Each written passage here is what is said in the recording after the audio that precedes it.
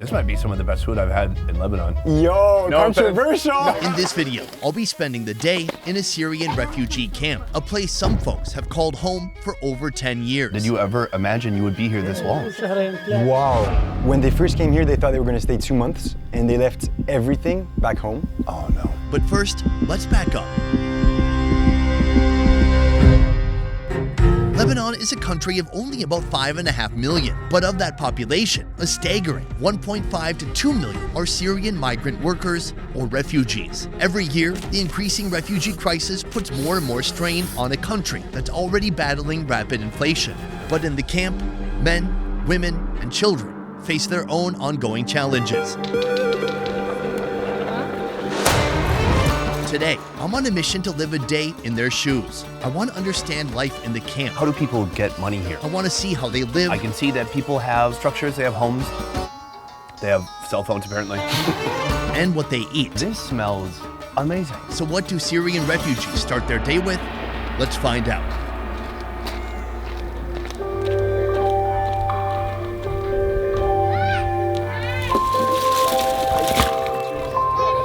This is gonna be an interesting day. This is not an easy type of video to make. I know off the bat, we could have brought a bunch of food here, we could have brought cattle here, we could have brought a cow or a goat, but approaching food in this episode is a lot more difficult, and I think we need to be a little bit more sensitive. Firstly, there are over 600 people in this refugee camp. Bringing a bunch of food for some people is not a good idea, because that automatically creates a huge disparity in a place where people already don't have much. Life here is unlike anywhere else on Earth, and we're about to see what it's like next.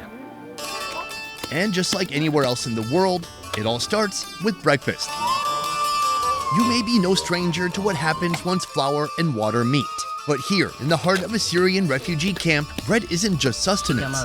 It's a lifeline, an echo of home and all they've had to leave behind. The most cherished treasures that were carried here were their recipes. When you come in here, you see that many people here have built their own tandoor. This is essentially an above-the-ground oven. It's super hot. With each dough ball of this flat leavened bread, she pounds it out, she tosses it on the wall, lets it cook for about 2 or 3 minutes, and then that is breakfast. Very remarkable. Oh, there you go. Oh my God, that's fucking hot. I meant effing hot. I'm on my best behavior. And if weariness beckons, a cup of coffee is ever ready to greet the day. Oh, it's nice and hot. Okay. No coffee for yourself? The doctor said caffeine probably messes with her system. So I think my doctor would probably say the same thing, but I'm gonna try it anyways. Cheers. Joining me on today's mission is none other than my fellow explorer, Rob. And right now, we're in the shelter of Flatten and Helou. I understand her doctor's warning. It's very strong. Crash incoming. I'm feeling high. Can we try some of the bread? Cheers. The bread is good. It's soft, it's crispy, it's delicious. I'm curious, how does this differ from a breakfast you might have eaten in the past in Syria? So usually they say they eat this with okra, and they add the okra with like a special sauce, and then they just eat. But here, because of the economical situation, it's a bit tough for them to access the okra. She said, let's go and kill a sheep and have that with it. So, is there any livestock here? For the livestock, they're not allowed to raise any here, and they have to depend on what's outside of the camp. Life of a refugee is undeniably challenging.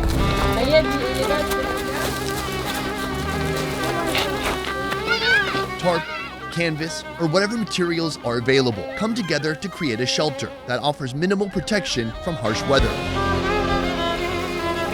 When it comes to electricity, it comes and goes, but never lasts more than 4 hours per day. As far as clean water and sanitation go, it's best not to ask. They didn't choose this life, but still, it's better than home. من وين؟ من داعش إيه بس من دير الزور. She lived in a city called Deir ez-Zor. It's on the Euphrates River, and ISIS came and took over the city. Bashar al-Assad, his army, basically, they started bombarding ISIS as well, so it just became very chaotic. She said that life was very hard and like they were killing whoever they saw. The devastating Syrian civil war began in 2011 and brought widespread violence, including bombings and shootings, disrupting essential services, leading to economic collapse and creating dire living conditions for civilians. Could you tell me, what year did you first come here to Lebanon? صار لنا 10. 2017 هنا جيت. She came in 2017 and she came in 2014. It's been almost 10 years. Oh my gosh, that's a long time. As we begin today, I'm curious to learn how this place works. I kind of want to understand and be able to show people the day-to-day life of what it's like for folks here. Could you talk about a day in your life in this camp and what that's like? نشتغل بصل بطاطا. So at 5:30, they go and work in the fields. She gave some examples of what they plant here, potatoes, onions, etc. And then after 3 p.m., they come back here, they cook, they eat, they sleep. Is that the same every day, 7 days a week? إيه.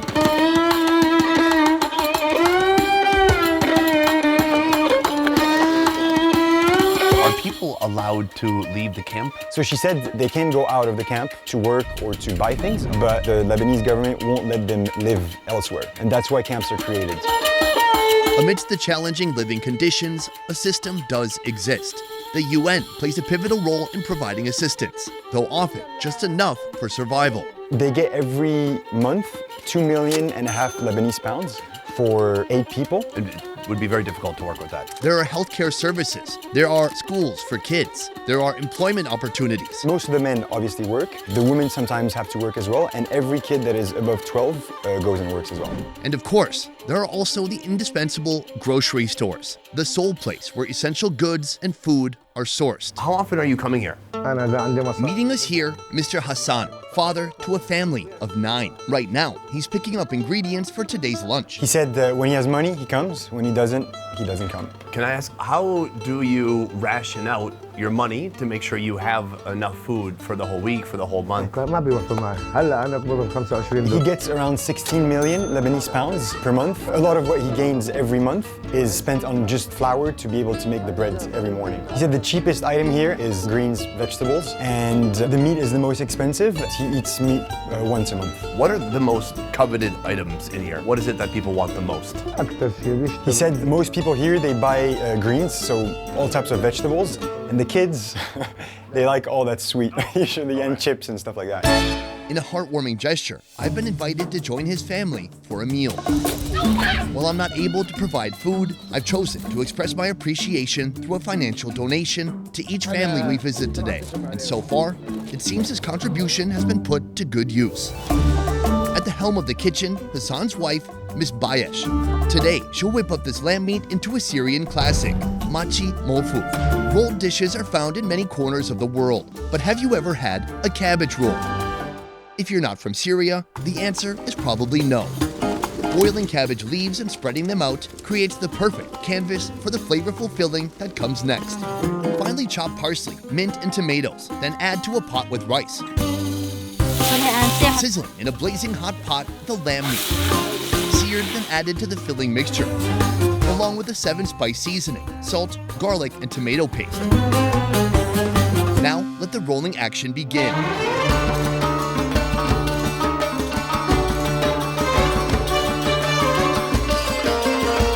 Finally, place them in a pot with additional seasonings, salt, garlic, local herbs, oil, and tomato paste.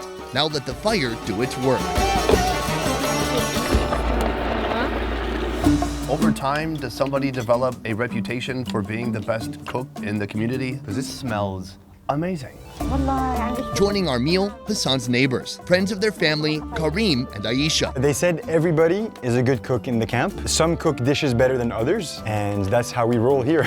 Oh, that's what he said at the end? He said that's how we roll? No, that's how you would translate that. They're also contributing another Syrian classic to our meal. Oh, look at that. I didn't know what to expect when I came here today, but this is legitimately outstanding. BEMYE, or okra stew. Saute onions and lamb meat in hot oil until the meat is browned and the onions are translucent.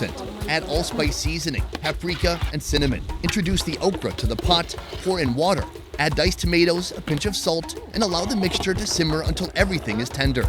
Serving as the perfect accompaniment, a rich, flavorful vermicelli rice dish made from a combination of ghee, vermicelli noodles, rice, and water. So we have it here. You mix a little bit of meat with a little bit of rice. You don't see that much okra, and it's certainly not slimy like what okra usually does to most foods, is make it a little bit more slimy. Exactly. Cheers. Cheers. Oh, that's undeniable. Wow. These folks know how to cook. I love the rice with the noodle. It's very lamby in a way that I enjoy, and then just tons of spices. It's very savory and almost buttery. بلدي. بلدي. So he said it's ghee that they use. You definitely taste it. They put a lot in there, and it tastes delicious. Are there any foods from Syria that are impossible to replicate here? كله موجود. So they basically said you can find all the Syrian dishes in Lebanon. For you, as someone who's Lebanese who grew Yes. up in Beirut, is this something you've ever tried before? Yeah, I've had this multiple times. I rarely found it in a restaurant, so it's mostly back home. This is stuffed cabbage. We call it malfouf mahshi. You just have 15 minutes to eat it. After 15 minutes, it doesn't hold together anymore. So you gotta eat it very fresh. Kind of reminds me of the grape leaves, except for with cabbage and this mixture on the inside. All right, I'm gonna, do I cut it? Just eat it with my hand? Ooh, it's really hot. Oh my God. It's a delicious thin cabbage wrapper, and it just holds in this tasty, very seasoned mixture. Oh man, it's really good. And it's a satisfying texture as you chomp through it. The cabbage has some bite, and then just really steamy, soft fillings on the inside. I can't believe it. This is so good. When people cook here, is it mostly each family cooking for themselves, or how often are people cooking for the greater community? كل طبخ لعيلته. So she said every family cooks for themselves, but during the month of Ramadan, each family is responsible for one dish, and then they all join for iftar at the end of the day to break the fast, and they each get to taste the diversity of food. I didn't have any set expectations for today, but this might be some of the best food I've had in Lebanon. Yo, No controversial! offense. No offense. You're both husband and wife, two different couples here who have different histories, came here at different times. When you came here, did you ever imagine you would be here this long? شهرين ثلاثة إيه والرب نرجع لأن أغراضنا خليناها بالبيت. They said that when they first came here, they thought they were going to stay 2 months, and they left everything back home. Oh no! And it's been 10 years. So yeah, it's even for me listening to this, it's. Back in Syria, what did you used to do there for a living? بالأرض الفلاحة. أفلح قطر قمح. He worked in wheat fields back in Deir ez-Zor, and then when the situation started becoming a bit harder, he started being like a merchant of tobacco. And then when ISIS came, ISIS considers it a sin, and they don't allow it. So they specifically went to his house to just take him away, and God knows what to do with him. And what happened was that he had to flee, and he walked for 15 days. He said he passed through multiple Syrian regions that were controlled by the Syrian army, by rebels, by the Free Syrian Army as well. And then he arrived in Damascus, and from Damascus he got to go as a refugee to Lebanon. And then he mentioned to me a bit earlier today also that only 3 years later that he got to bring his family to Lebanon. Oh wow. Yeah.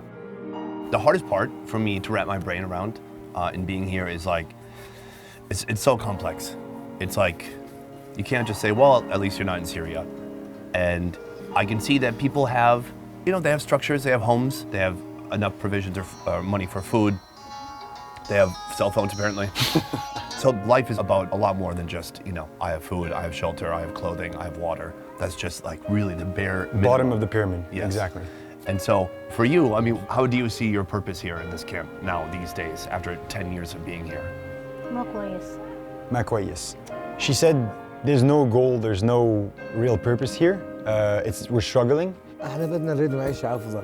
أنا ما أحكي بس عن حالي. He said most Syrian refugee camps are in the same situation as us, or even worse. He said some people don't even have dinner to get. It's very hard to live in those conditions. So we can't rely on Lebanon, we can't rely on Syria. Our only hope is for a foreign country, Western probably, that's what he means, to come and help us and take us out of this hell, basically. The life of a refugee is undeniably challenging. It often means being unable to actively work, study, or contribute to society. Void of purpose, but still unable to go back home or anywhere else for that matter. Most Syrians were driven here for the same reasons. But while many spend years stuck in limbo or living in a state of uncertainty, some fortunate individuals discover a path to a more manageable existence. A 40-minute drive to the southwest of the camp transports us to the central fruit and vegetable market of Qab Ilyas. Here we meet Abdel Razak, a Syrian man who arrived to Lebanon in 2013 and who's been diligently working in this market ever since. Can you tell me a little bit about what you do here?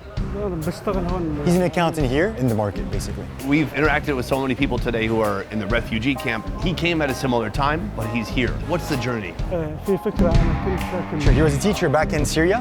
He lived in Aleppo, which is a big city. So his cousins came before the war. So they were kind of established here. Because they built credibility through time, they were able to find him a job. Are you free to quit this job and do something else? He said here it's basic, you have a job, you take it, and you have to stick to it. You don't have the opportunity like other people living in the country to have jobs in the same way that Lebanese do, you know? Are most of the people here in this market Syrian? About 35% of the market would be Syrian and the rest is Lebanese people. Not all refugees are relegated to living in a camp. Having proper documentation, work permits, sponsorship, or a more stable economic situation could all contribute to getting the permissions necessary to live outside the camp. And life outside the camp is undoubtedly better than inside.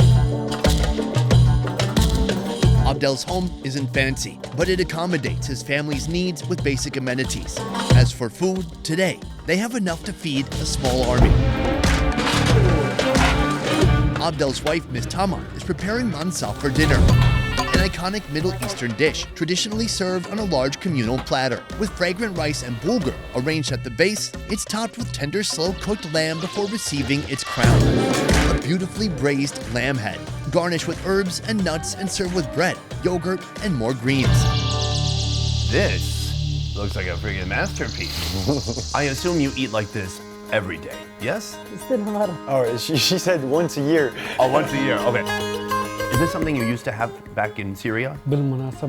Weddings and holidays, that's when they eat this dish. Well, this is a very special occasion and a special treat for us. It's interesting, I'm used to eat it all together in like one bowl. I mix everything. They eat whatever they want. It's like a buffet on one little plate. What do you think? Tasty? She's like, obviously. Yeah, wow. All right, I'm gonna try this with bulgur.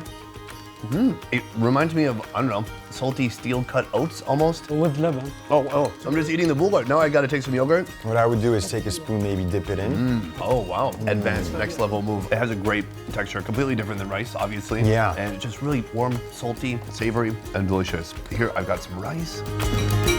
Oh, the rice is great, super heavy, and a different flavor from the bulgur. What do you think is the best meat on here? It's the arm, yeah. The arm, please, eat some zint. All this meat looks so delicious. It looks like it's just been braised for hours, and it's soft and tender. Outstanding. This might even be part of the head? Back. Yeah, totally, that's what I said. Did I say head? I meant back. I'm looking at this. This is the head. Right here is one of the best bites of meat. So this is that cheek meat. Yeah, that looks really good. You want to try half of this? This should be very tender, oily, meaty, fatty, delicious. Mix it with a little bit of everything, a little bit of yogurt. Wow. That was the bite. And then washing it down with yogurt is strangely satisfying. She's asking, are you liking this? Like it's a little sour and it's a bit heavy, but heavy. It just kind of cleanses the palate in a way. How long have you lived in this house? He's renting this house since he came to Lebanon. What's fascinating is, as we come here, this is obviously a residential home, but then just across the field here, maybe 100 meters away, you can see there's a refugee camp, a different refugee camp from what we'd seen before. As somebody who had the opportunity to live in a place like this, what is it like looking out your front door and you see hundreds of people across the field who do live in a camp? He said it's tough as a Syrian to watch other Syrians live in such conditions. They have to deal with extreme heat in summer, extreme cold in winter. There's sand and earth everywhere. It goes into the houses. Those are the conditions in which they are, and they can't go back to Syria as easily. He can't either help them get jobs. It's kind of helpless. It kind of is, yes.